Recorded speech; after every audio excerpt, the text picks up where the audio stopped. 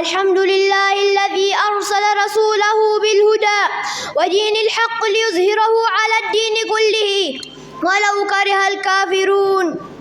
الحمد لله القائل: لقد جاءكم رسول من أنفسكم عزيز عليه ما عنتم حريص عليكم بالمؤمنين رؤوف رحيم. يكون مودودنا اليوم حب النبي صلى الله عليه وسلم لأمته. لم يكن حب النبي صلى الله عليه وسلم قصيرا على أصحابه، بل كان حبه ممتدا لجميع أمته. لذلك قال الله تعالى: لقد جاءكم رسول من أنفسكم عزيز عليه ما عنتم حريص عليكم بالمؤمنين رؤوف رحيم.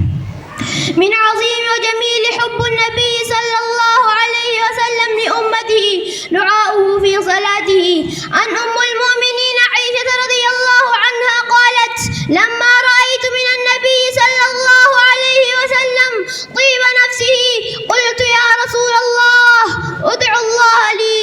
فقال رسول الله صلى الله عليه وسلم: اللهم اغفر لعائشة ما تقدمت من ذنبها وما تأخرت وما أسرت وما أعلنت. وضحكت عائشة رضي الله عنها حتى سقط رأسها في حجرها من الضحك. وقال رسول الله صلى الله عليه وسلم: أيسرك دعائي؟ فقالت: ولما لا يسرني دعاؤك؟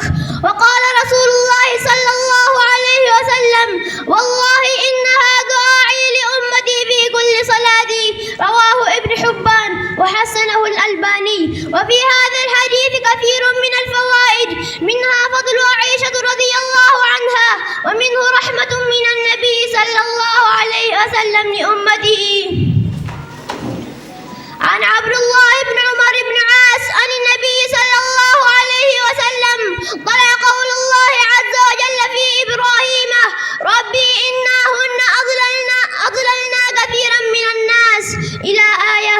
وقوله عيسى عليه السلام: إن تعذبهم فإنهم عبادك وإن تغفر لهم فإنك أنت العزيز الحكيم. فرفع يديه وقال: اللهم أمتي أمتي، وبكى. فقال الله عز وجل: يا جبريل اذهب إلى محمد فاسأله ما يبكيك وربك أعلم.